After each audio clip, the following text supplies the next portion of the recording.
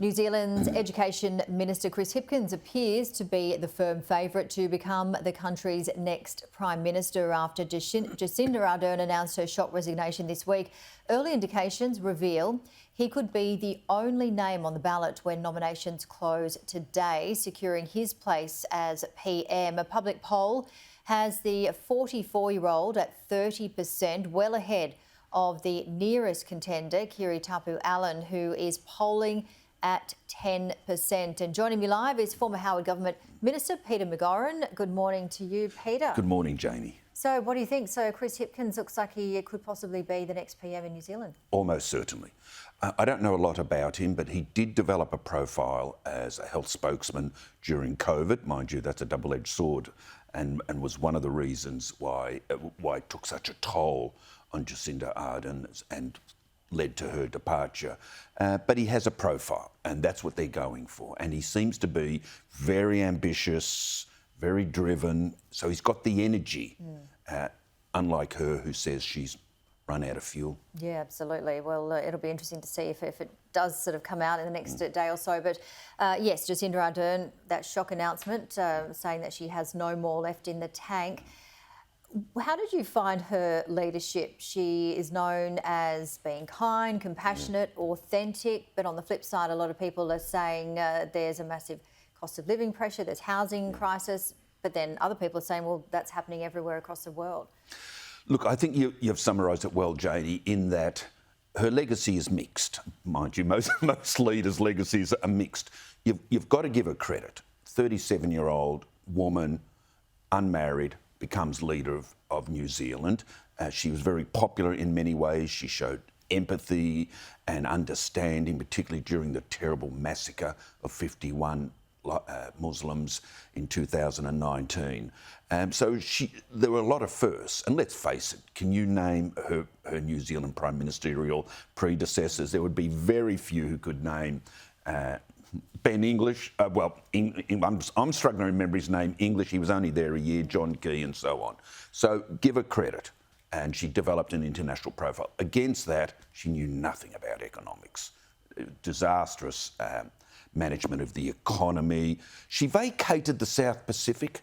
Strangely, I've never fully understood why New Zealand didn't help us rebut China in the South Pacific, and in doing so, basically destroyed the last remaining diplomatic and security links with the United States. So on national security and the economy, I give her 5 out of 10. All right, and what about our Prime Minister, Anthony Albanese? Big topic this year, the voice to Parliament. He was on Ben Fordham's radio program, 2GB, earlier this week, and it was just over a 20-minute interview. I listened to it last night. I know you have as well. Is he striking trouble in selling the voice, Albanese? Yes, and everybody predicted this. If you reasonably want some detail, you're not going to get it. Deliberately so, because Prime Minister Albanese argues this is a question being put to the Australian people to amend the Constitution to allow for the later introduction of this consultative body called the Voice, and that the Parliament will decide its powers and objectives. Mind you, he does come out and say it won't have a budget, it won't have veto power, it won't have programs. But nonetheless, he wants us to vote purely on the concept of a voice, not its structure or makeup or purpose. And a lot of people just can't accept that. So if you're going to continually cross-examine him about detail, he's going to fail every time. And it was an excruciating interview. By the way, this is not his strength. Albanese's strength is very much as we've seen in foreign affairs, one-to-one relationships where he can master a brief, where he can go through things without the pressure of timelines and cross-examination by journalists. Albanese has never been strong on carrying an argument and prosecuting it publicly. But he's Prime Minister now. He's going to have to get more up to speed than he was in the Ben Fordham interview. So what are your thoughts on if the referendum doesn't go through? Look, it would be a pity. It would be a shame. But at this stage, I don't give it more than a 50-50 chance. We know the Labor Party in the last 100 years has carried one referendum. and most of them are defeated, but they've only ever carried one, and the coalition or Conservative parties have carried about 8 only. They don't have a good track record. This is a big ask because you're asking to give the government an open chequebook, if you like. No, well, not the government, the parliament. To be fair to Albanese in the government, they argue everything will be transparent once the voice is enshrined in the Constitution. But people don't even trust the parliament or governments. It's a hard sell, and he can't underestimate the task in front of him. And it's planned for October, or for the second half of this year. Yeah, and in the meantime, we see all these hugely challenging, even frightening issues associated with poor Indigenous communities. In Alice Springs, that's been in the news lately, where the mayor has called for the army or for the federal police to go. Small businesses say it's the worst violence that they've encountered and the like. So there's a lot of domestic violence, law and order, housing, unemployment, medical issues still afflicting Indigenous communities that Australians want addressed more than they do necessarily a consultative body. Well, we've spoken about Jacinda Ardern, Albo. Let's talk about another Prime Minister, former Prime Minister, Tony Abbott. It's a bit of a theme today. Quashed rumours that he's making a beeline for the Senate, and he's hinted at a possible return to the lower house, saying that he would consider the move if there was overwhelming support from within the party. What's your inkling? My assessment is that if he wants the late Jim Molan's Senate slot, the New South Wales Liberal Party will give it to him because it's a very large vote by about 750 people in the State Council, and he's very popular in the grassroots. I don't think he could get a House of Representatives pre-selection because that would just be a magnet to every interest group, whether it be the Teals or any independents, to just hone in on that seat. So I think he won't get a House of Representatives seat.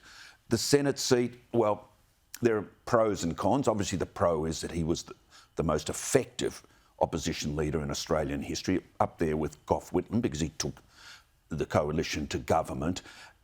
But the hyper-partisanship of that previous era of around 2010, 2011 with Gillard and Rudd and the like, I think that's washed through. I think people are looking for the Dutton style of calmness and so on. What role would he fulfil, Janie? Would he be a shadow minister? What topics could he speak on and not speak on? And how would he reflect on Peter Dutton as opposition leader? So there's a lot of discussion between he and the leader of the opposition to be gone through. And then there's the personal aspect. Does Tony Abbott really want to become a backbench senator for 5 years? He's 65, that'll take him to 70. What are the personal pressures or influences on him? 6 months a year in Canberra, in those cold, drafty motels and so on. Look, it's up to Tony whether or not he wants that role, but he's driven by service. He's so idealistic, non-materialistic, because a senator's salary would be less than his prime ministerial pension, and he would never consider that. So he's the sort of person who can carry ideals and philosophies and arguments publicly and win people over to his point of view and the coalition's point of view. So that's on the positive side. On the negative side, for him personally in the opposition, there's a lot of questions. Yeah, certainly sounds that way. And of course, condolences to the friends and family and loved ones of Jim Molan with that sad news of him passing this week. Yeah, a great loss to the nation, as well, of course, to his family. Yeah. And Tony Abbott has been assiduous in saying he was my friend. I don't want to discuss these issues at least until after the funeral. So Tony's maintaining a very dignified stance. Yep. All right. A president now.